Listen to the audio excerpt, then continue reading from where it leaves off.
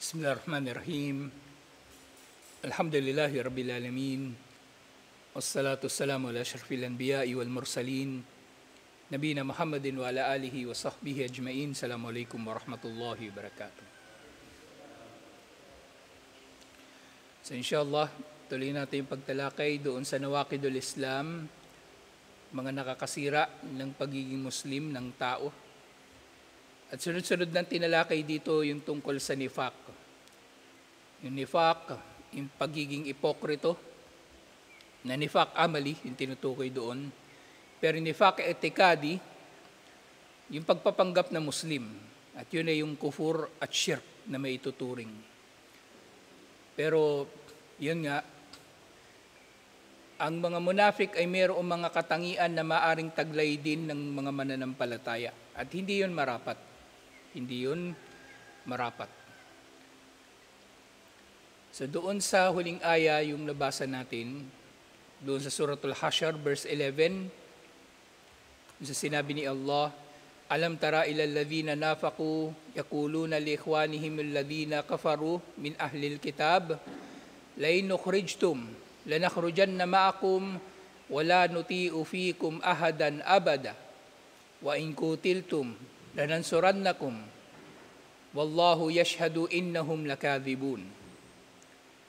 Sabi ni Allah, nakita mo ba Muhammad sallallahu alaihi wasallam ang mga ipokrito, ang mga nagpapanggap na Muslim, ang mga munafik, na nagsasabi sa kanilang mga kapatid na hindi nanampalataya na kabilang sa mga ahlul kitab. Tinutukoy dito yung mga Hudyo. Sa mga ipokrito na katulad ni Abdullah bin Ubay bin Salul, itinuturing nilang kapatid ang mga Hudyo, hindi yung mga mananampalataya. Kaaway ang trato nila sa mga mananampalataya. So sabi nila doon sa mga Hudyo, kapag pinalayas kayo ng Madina, at ito nga nangyari pagkatapos ng Uhud, pagkatapos ng Ghazwatul Khandaq, nagtraidor na ang Qurayza, doon pa lang sa Khandaq. Kaya sila ay, kumbaga, naharap na sa parusa sa paglabag nila doon sa Constitution of Medina, na nagtraidor sila. Kaya sinabi ni Abdullah bin Ubay bin Salul, at ang iba pa, kapag pinalayas kayo ng Medina, lalayas din kami. Yung mga munafik, sabi nila, lalayas din kami kasama kayo. Hindi kami susunod kanino man laban sa inyo. At kapag kayo ay nilabanan, kapag kayo ay sinalakay, tiyak na tutulungan namin kayo. At ang tatlong pangako na ito ni Abdullah bin Ubay bin Salul, na nga, nang sinalakay na ng mga Muslim ang Qurayza, walang natupad dito kahit isa. Nagtago si Abdullah bin Ubay bin Salul, nagmaang-maangan, at hindi niya tinupad ang kanyang pangako sa mga Hudyo. At yun nga, nangyari na pinatawan na ng parusang kamatayan ang Banu Qurayza, liban na lamang doon sa mga nagmuslim sa kanila, at yung kanilang mga kababaihan at kalalakihan ay inalipin ayon sa kung ano yung normal na practice nung panahon na yon. At yun nga, si Allah ay sumasaksi, doon sa dulong bahagi ng aya, si Allah ay sumasaksi na sila nga ay mga sinungaling. Ang mga munafik, sila nga ay mga sinungaling. Yung mga munafik, kumbaga, gusto talaga nila na magdulot ng pinsala sa mga Muslim. At ang ganito mga sinasabi nila sa kuffar, para himukin sila laban sa mga Muslim. Para himukin sila laban sa mga Muslim, waliyadu billah. So ayon sa tafsir ni Ibn Jarir, rahimahullah, yaqulu ta'ala, dhikrahu li nabiyhi sallallahu alaihi wasallam, sa itong sinabi niya ito, ni Allah subhanahu wa ta'ala kay Propeta Muhammad sallallahu alaihi wasallam, Alam tandur bi ayni kalbika ya Muhammad, nakikita mo ba sa pamagitan ng paningin o pananaw ng iyong puso o Muhammad, fatara ilal ladhina nafaqu, At sa pamagitan nito, makikita mo ang mga nagpapanggap na Muslim. Nagpapanggap na Muslim, ihinahayag nila sa kanilang mga gawain, sa kanilang pananalita, sa kanilang mga itsura, na sila ay Muslim. Pero ang kanilang mga puso ay walang iman, o kung meron mang iman, katiting lang na iman. Pagkus ang nilalaman ng puso nila ay kawalang pananampalataya at pagkamuhi sa mga Muslim, kagustuhan na maminsala sa mga Muslim. Nga, yung mga nafaqo na tinutukoy dito, wahum fima dukira, na nababanggit nga, nakabilang sa kanila si Abdullah bin Ubay bin Salul. Abdullah bin Ubay bin Salul na pinuno ng mga Muslim. Pinuno ng nagpapanggap ng mga Muslim.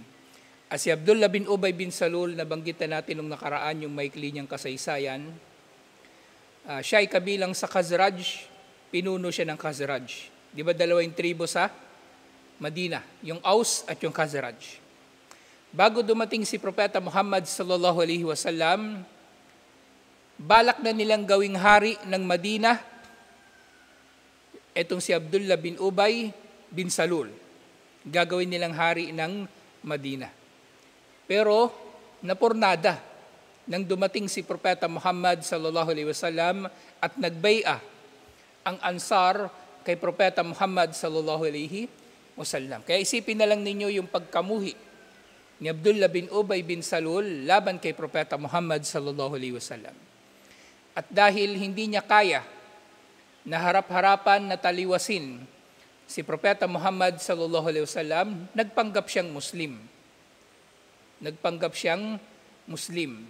At mula sa loob nito, sinisira niya ang Islam ng dahan-dahan ayon sa kanyang makakaya. Nagmuslim si Abdullah bin Ubay bin Salul pagkatapos ng Badar. Pero mula doon sa panahon na yon, nakita na natin talaga yung kanyang mga pakana. Bawa niyan sa Uhud, kasama si Abdullah bin Ubay bin Salul at yung kanyang mga sundalo na umalis ng Uhud.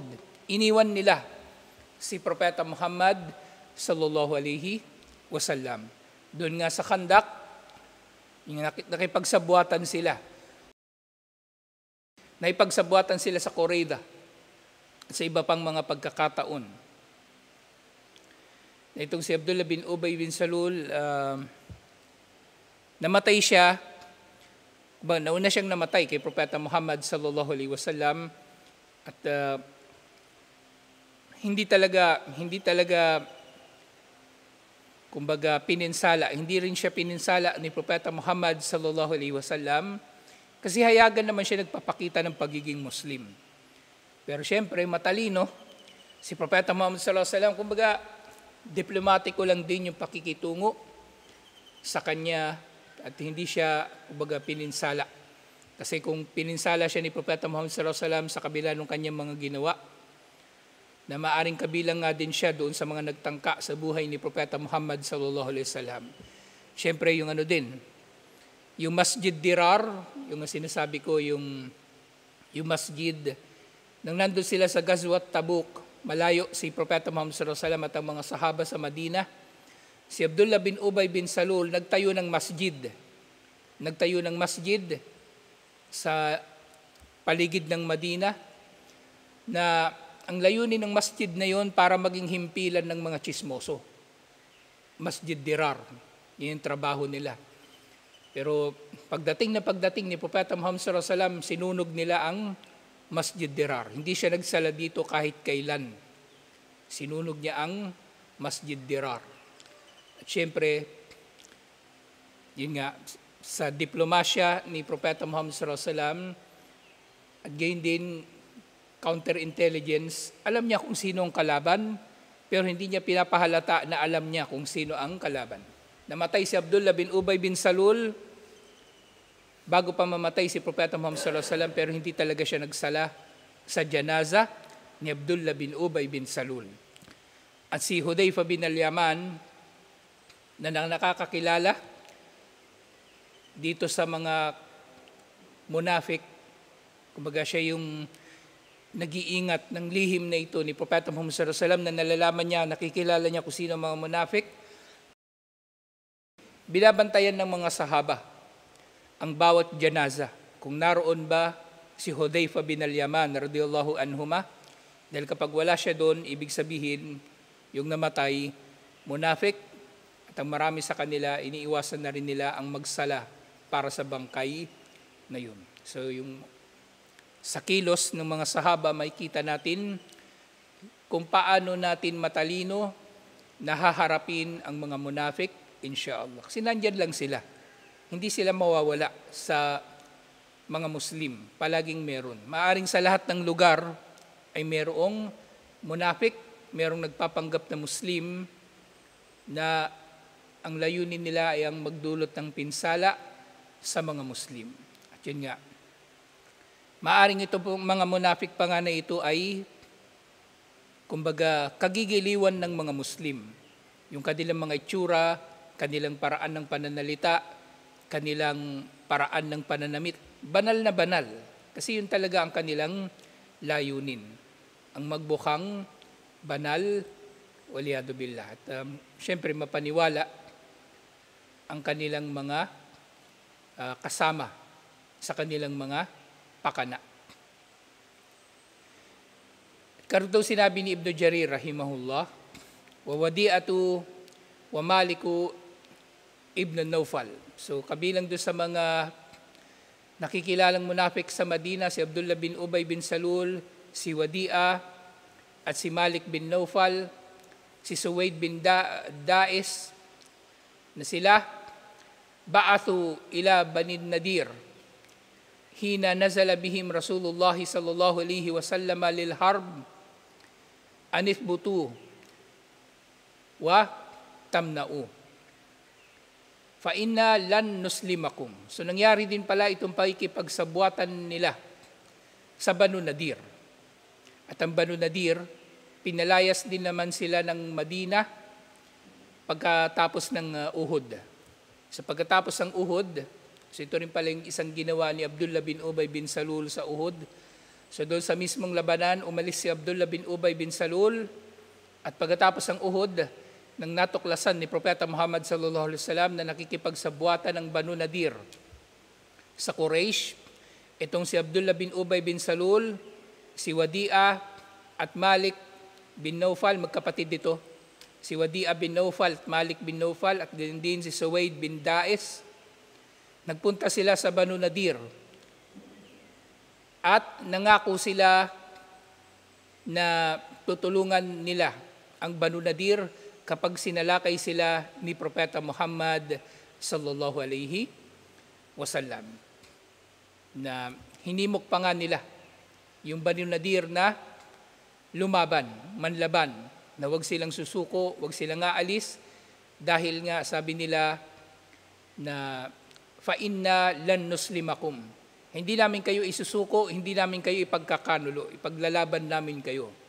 Kumbaga sabi ng mga munafik doon sa Banu Nadir. Wa in kutiltum katal na ma'akum. Kung kayo isasalakayin ni Propeta Muhammad sallallahu alaihi wasallam at ng mga sahaba, lalaban kami kasama kayo. Wa in karajtum karajna ma'akum. At kapag kayo ay lumayas, kapag pinalayas kayo, lalayas din kami ng Madina, kasama kayo. Fatarabbasu lidhalika bin nasrihim. Pero siyempre, nung dumating na ang pagsalakay ni Propeta Muhammad sallallahu alaihi wasallam sa kanila, nagdalawang isip. Nagdalawang isip ang kumbaga ang mga munafik. So naghihintay sa wala. Naghihintay sa wala ang mga Hudyo doon sa Banu Nadir. At walang dumating na mga Arabo para tulungan sila laban kay Propeta Muhammad sallallahu alaihi wasallam. Falam yaf'alu. Hindi nga nila tinupad ng kanilang mga ipinangako. Wa khadafallahu fi qulubihim ar-ru'bah. Inilagay ni Allah sa kanilang mga puso ang takot. Sa puso ng mga Hudyo at puso ng mga munafik. Fasa'alu Rasulullah sallallahu alaihi wasallam an yujliyahum. So kinausap pa nga nila, kumbaga si Propeta Muhammad sallallahu alaihi wasallam na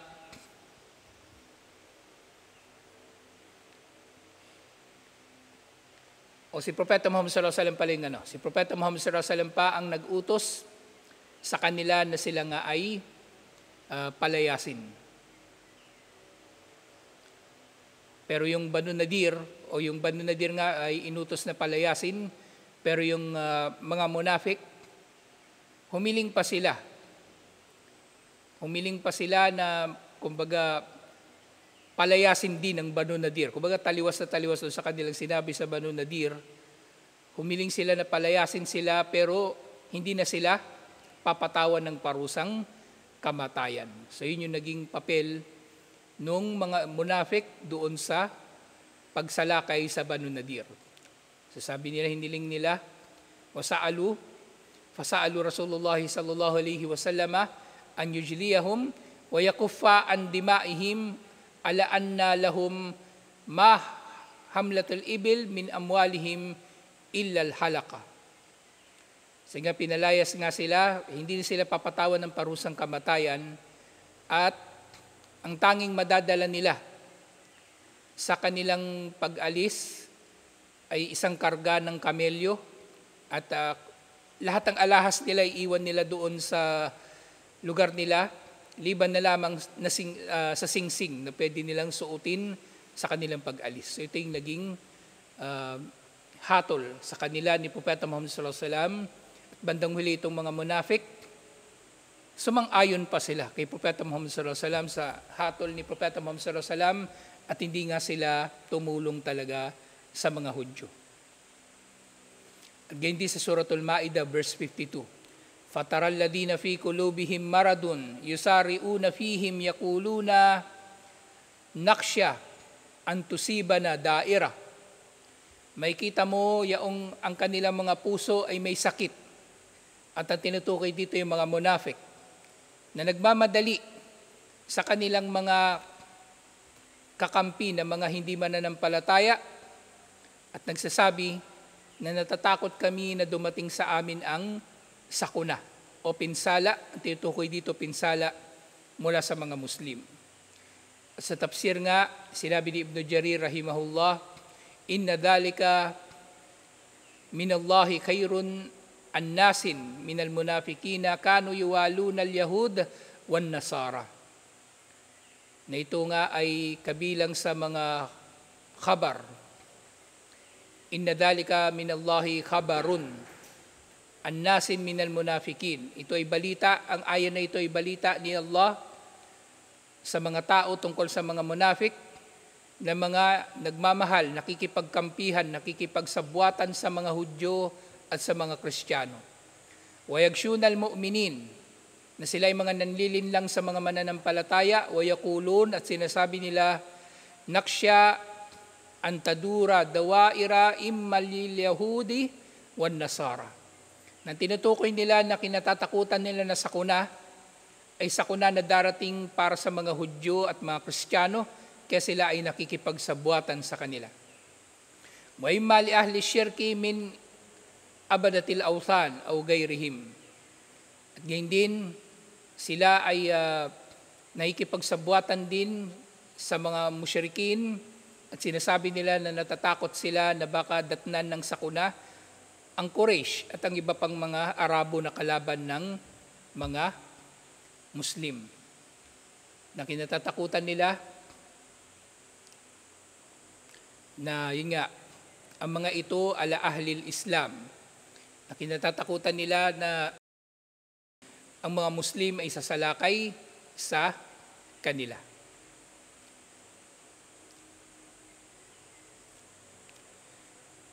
Sumugod pa rito, so kinatatakutan daw nila, antanzilu bihaula ilmunafikina fayakuna bina ilayhim hajatun. So kinatatakutan nila na yung mga tao ay kumbaga kikilos na rin laban sa mga munafik dahil wala na silang pangangailangan sa kanila. Dahil wala nang pangangailangan ng mga Muslim sa mga munafik. Na dito may kita nga natin, balimbing ang mga munafik. Balimbing ang mga munafik, pinagmumukha nila nakakampi sila ng mga Hudyo at pinagmumukha nila nakakampi sila ng mga Muslim. وَقَدْ يَجُوزُ أَنْ يَكُونَ ذَلِكَ كَانَ مِنْ قَوْلِ عبد الله بن أبي بن سلول وَيَجُوزُ أَنْ يَكُونَ كَانَ مِنْ قَوْلِ غَيْرِهِ غَيْرَ أَنَّهُ لَا شَكَّ أَنَّهُ مِنْ قَوْلِ الْمُنَافِقِينَ. So sinasabi na ito ay pananalita mismo ni Abdullah bin Ubay bin Salul o iba pa, pero syempre ito ay nanggaling lamang sa mga munafik, waliyadu billah. So ganito sila magplano laban sa mga Muslim. Sinabi ni Ibn Taymiyyah rahimahullah, min kabzim minhum ila tatar kana ahakka bil kitali min kathirim min at-tatar. Si Ibn Taymiyyah rahimahullah, kasi nabuhay si Ibn Taymiyyah rahimahullah doon sa kasagsagan ng pagsalakay ng mga Mongol.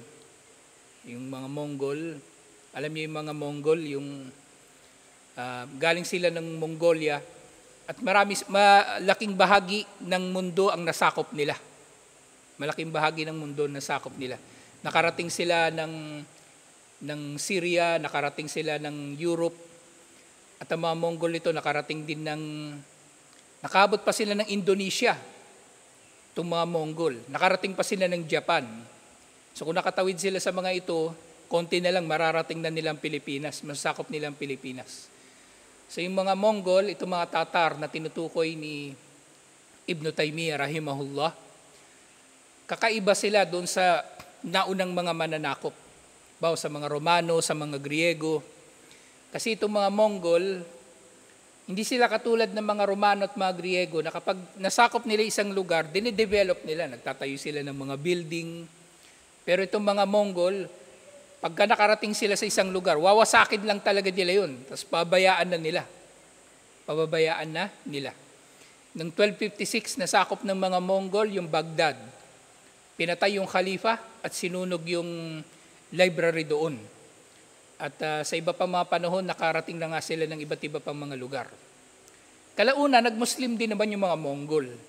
Actually, mga Mongol na nag-Muslim, sila na yung mga lolo ng Ottoman Empire, sila na yung mga lolo ng mga Muslim sa India. At actually, si Urduha, yung sinasabi nila, di ba, si Prinsesa Urduha na taga Pangasinan, hindi sa Pangasinan nangyari yun, yung pagtatagpo nila ni Ibn Battuta. Nangyari yun, maaring most probable pa nga na nangyari yun doon sa Java. Na si Urduha, posible pa nga nakabilang doon sa mga prinsesa ng Mongol o kamag-anak ng mga Mongol. So napakalaki nung nasakop ng mga Mongol. At yung sa panahon niya, may mga Muslim na nakipagsabuatan sa mga Mongol. Sa sobrang takot nila sa mga ito. Kaya nga sinabi ni Ibn Taymiyyah rahimahullah, na sino man sa mga Muslim ang nakipagsabuatan sa mga Mongol ay mas karapat dapat daw na labanan kaysa sa karamihan sa mga Mongol. Ang dahilan niya, bakit mas karapat dapat daw na labanan yung mga Muslim na nakipagsabuatan sa mga Mongol, kasi fa inna tatar fihimul mukrah wa ghairal mukrah.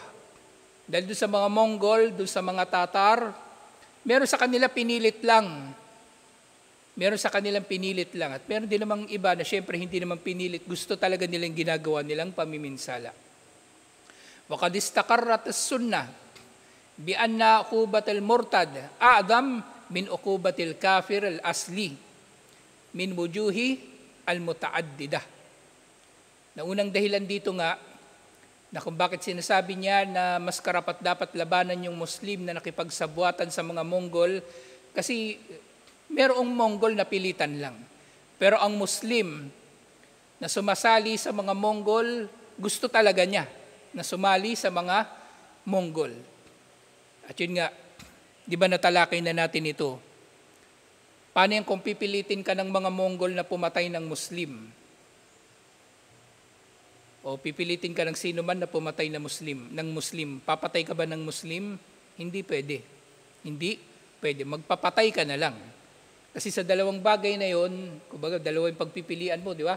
papatayin ka o papatay ka ng Muslim. Alin dyan yung mas matinding kasalanan? Yung pamatay ng Muslim, di magpapatay ka na lang kung gano'n na magiging sitwasyon. So applicable yun dito, yung prinsipyo na yun. At hindi sinabi niya, ang parusa daw sa murtad ay mas matindi kaysa sa parusa sa kafir, na kafir talaga. Dahil sa iba't ibang mga kadahilanan. So mula dito sa aral, tungkol sa mga munafik, ay naging malinaw kay Ibn Taymiyyah rahimahullah at sa kanyang mga kasama at syempre sa iba pang mga maalam na hindi marapat na ang mga Muslim ay makikipagsabwatan sa kuffar para ipahamak ang mga Muslim o magdulot ng pinsala sa mga Muslim. Kahit ano pang dahilan nila. Kahit pasabihin nila yung katulad ng sinasabi ng mga munafik na natatakot sila na datnan sila ng sakuna o datnan ng sakuna yung kanilang mga minamahal na mga kuffar, hindi yun magiging sapat na dahilan para ipapahamak ng Muslim ang kanyang kapwa Muslim. At alhamdulillah, napakalinaw ng usapin na ito. Alhamdulillah. Tutuloy natin ito insyaAllah. Assalamualaikum warahmatullahi wabarakatuh.